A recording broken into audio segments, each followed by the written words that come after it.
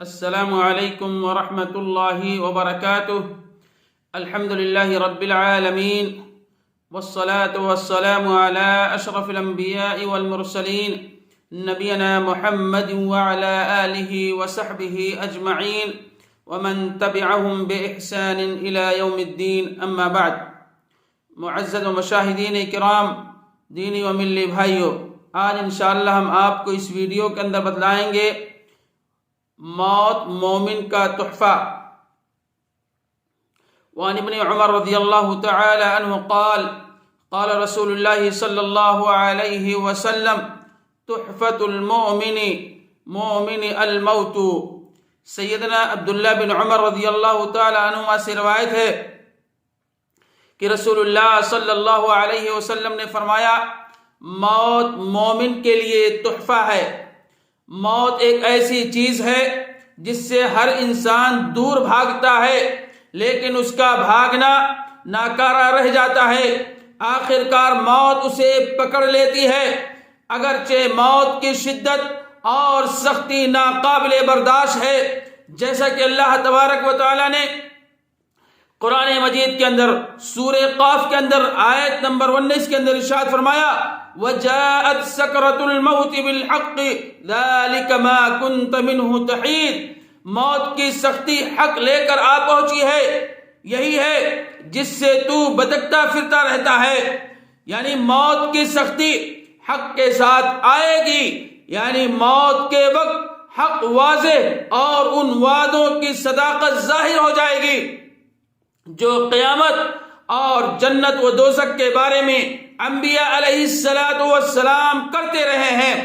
اما عائشہ صدیقہ رضی اللہ تعالیٰ عنہ بیان کرتی ہیں، نبی کریم صلی اللہ علیہ وسلم کی وفات ہوئی تو آپ صلی اللہ علیہ وسلم میری ہسلی اور تھوڑی کے درمیان سر رکھے ہوئے تھے۔ اللہ کے نبی صلی اللہ علیہ وسلم یعنی اللہ کے نبی صلی اللہ علیہ وسلم اپنے سر کو ہماری عائشہ صدیقہ رضی اللہ تعالیٰ عنہ کے تھوڑی کے درمیان سر رکھے ہوئے تھے۔ فلا اکرہ شدت الموت لأحد ابدا بعد النبی صلی اللہ علیہ وسلم۔ آپ صلی اللہ علیہ وسلم کی موت کی سختی کی دیکھنے کے بعد اب میں کسی کے لیے بھی موت کی شدت کو برا نہیں سمجھتی ہوں۔ بعض لوگوں کا یہ نظریہ ہوتا ہے کہ کسی کی اگر موت جلدی نہ نکلے یا موت کے وقت اسے شدید تکلیف کا سامنا کرنا پڑے یا اچانک کسی حادثے میں موت آ جائے تو یہ موت بری موت ہوتی ہے۔ اما عائشہ صدیقہ رضی اللہ تعالیٰ عنہ بیان فرماتی ہیں کہ میرا بھی یہی نظریہ تھا، میرا بھی یہی خیال تھا، لیکن نبی کریم صلی اللہ علیہ وسلم کی موت کی سختی کے بعد میرا یہ اشکال دور ہو گیا۔ سیدنا عبید اللہ بن خالد رضی اللہ تعالیٰ عنہ سے مروی ہے کہ رسول اللہ صلی اللہ علیہ وسلم نے فرمایا، اچانک موت اللہ تبارک و تعالی کی ناراضگی کی پکڑ ہوتی ہے۔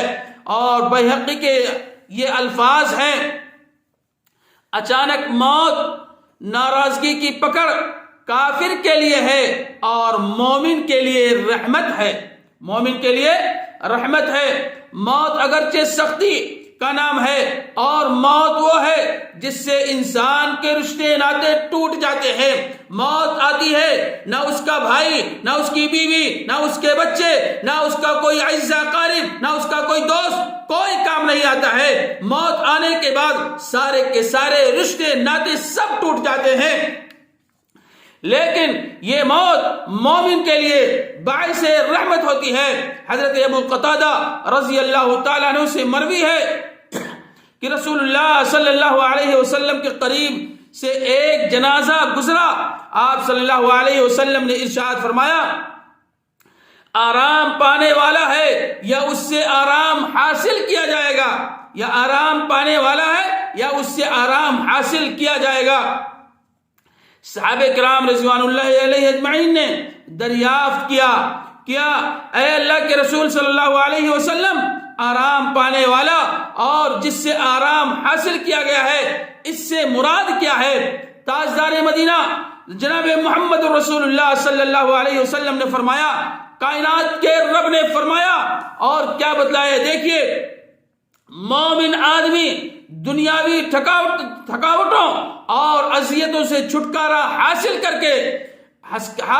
کر کے اللہ کی رحمت میں آرام پاتا ہے، اور فاسق اور فاجر اور گنہگار آدمی سے لوگ آبادیاں، درخت اور چوپائے آرام فرماتے ہیں۔ گویا کہ ایک مومن کی اگر موت ہوتی ہے تو اس سے وہ چھٹکارا حاصل کر کے دنیاوی تھکاوٹوں سے اور اللہ رب العالمین کی رحمت کے آغوش میں ہو جاتا ہے۔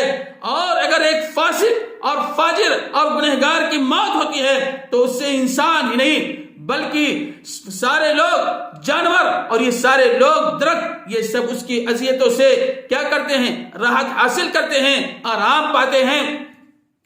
تو جب اس موت کے بغیر کوئی چارہ کار نہیں ہے تو مومن کو اس کی فکر اور تیاری کرنی چاہیے تاکہ کل شرمندگی سے سر نہ جھکانا پڑے۔ رہ کے دنیا میں بشر کوئی نہیں زیبا